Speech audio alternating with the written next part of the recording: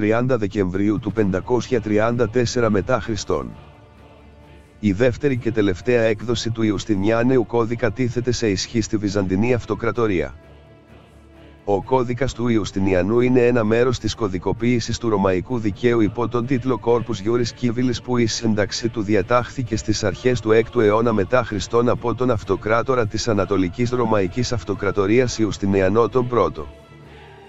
Κατά τη διάρκεια της βασιλείας του δημιουργήθηκαν άλλοι δύο κώδικες, ο Digest και το Instituta, ενώ ο τρίτος, ο Novelle Constitutione, συντάχθηκε ανεπίσημα μετά τον θάνατό του, αλλά σήμερα θεωρείται αναπόσπαστο τμήμα του Corpus Juris Civilis.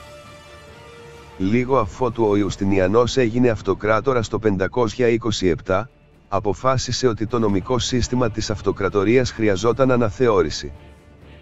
Υπήρχαν 3 κώδικες αυτοκρατορικών νόμων και άλλοι μεμονωμένοι νόμοι, πολλοί από τους οποίους συγκρούονταν ή ήταν παροχημένοι. Οι ισχύοντες νόμοι, δηλαδή ο Codex Gregorianus και ο Codex Hermongenianus, ήταν ανεπίσημες συλλογές, ενώ ο Θεοδοσιανός κώδικας ήταν μια επίσημη συλλογή που παραγγέλθηκε από τον αυτοκράτορα Θεοδόσιο τον δεύτερο. Τον Φεβρουάριο του 528 ο Ιουστινιανός δημοσίευσε το Σύνταγμα Hac de Necessario, με το οποίο συγκροτήθηκε μια επιτροπή 10 ατόμων για να επανεξετάσει τις παραπάνω συλλογές νόμων, καθώς και μεμονωμένους νόμους, έτσι ώστε να εξαλειφθεί οτιδήποτε περιττό ή απαρχαιωμένο, να πραγματοποιηθούν οι αναγκαίες αλλαγές και να δημιουργηθεί μια ενιαία συλλογή σύγχρονων αυτοκρατορικών νόμων. Επικεφαλής αυτής της επιτροπής ήταν ο έπαρχος Ιωάννης Καπαδοκής, έχοντας συνεργάτη τον Τριβωνιανό, που αργότερα συνέγραψε μαζί με άλλους το Corpus Juris Civilis, δηλαδή σώμα αστικού δικαίου.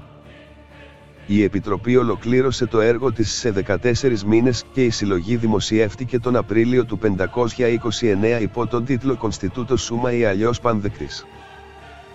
Μέσω του Ιουστινιάνεου κώδικα ο αυτοκράτορας αναδείχθηκε στον απόλυτο μονάρχη της αυτοκρατορίας με απεριόριστη νομοθετική, εκτελεστική και δικαστική εξουσία, καθώς μέσω αυτού εναρμονίστηκαν οι θεσμοί της πολιτείας και της εκκλησίας. Ωστόσο αυτός δεν εξάλειψε όλες τις αντιφάσεις που είχαν προκύψει με τα χρόνια στη ρωμαϊκή νομολογία. Ο Ιουστινιανός επιχείρησε να εναρμονίσει αυτές τις αντικρουόμενες απόψεις εκδίδοντας τις 50 αποφάσεις και προσθέτοντας νέους νόμους. Έτσι διέταξε τη σύνταξη μιας νέας συλλογής για να αντικαταστήσει την πρώτη. Αυτή δημοσιεύτηκε στις 16 Νοεμβρίου του 534 και έλαβε την ονομασία Novelle, δηλαδή νεαρέ. Σαν σήμερα λοιπόν πριν από 1489 χρόνια, την 30 Δεκεμβρίου του 534, οι νεαρές που ήταν γραμμένες στα ελληνικά, τέθηκαν σε ισχύ. Ουσιαστικά οι νεαρές έθεσαν την καταστατική βάση της πολιτικής θεωρίας του Βυζαντίου, εντάσσοντας για πρώτη φορά στους νόμους του κράτους πλήθος κανόνων που εφαρμόζονταν στη ζωή της Εκκλησίας. Αυτή η θεσμική σύγκληση κράτους-εκκλησίας θα διαρκούσε όλη τη Βυζαντινή εποχή και θα επηρέαζε την κοσμοθεωρία της Ελληνορθόδοξης Ανατολής. Αυτή η δεύτερη έκδοση του κώδικα, γνωστή και ως Codex Repetite Practionis, αποτελείται από 12 βιβλία. Το πρώτο αφορούσε το εκκλησιαστικό δίκαιο και τα καθήκοντα των ανώτερων αξιωμάτων. Τα βιβλία 2 έως 8 κάλυπταν το ιδιωτικό δίκαιο, το 9ο το ποινικό και το 10ο έως το 12ο το διοικητικό δίκαιο.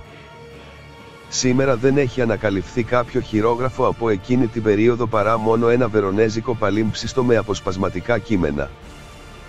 Τον 9ο αιώνα μεταφράστηκαν στην ελληνική ορισμένα βιβλία του κώδικα, ενώ τα 3 τελευταία βιβλία διαχωρίστηκαν από τα υπόλοιπα και ορισμένοι νόμοι καταργήθηκαν. Η ημερική επανέκδοση του Ιουστινιάνεου κώδικα πραγματοποιήθηκε στα τέλη του 12ου αιώνα, ενώ τον 16ο αιώνα προσθέθηκαν από τους ουμανιστές και οι νόμοι που είχαν αρχικά δημοσιευτεί στα ελληνικά. Η σύγχρονη μορφή του κώδικα που εκδόθηκε στην πλησιέστερα αρχική του μορφή πραγματοποιήθηκε από τον Πολτρούγκερ το 1877 και μόλις το 1932 μεταφράστηκε για πρώτη φορά στην Αγγλική, η οποία όμως επικρίθηκε αυστηρά.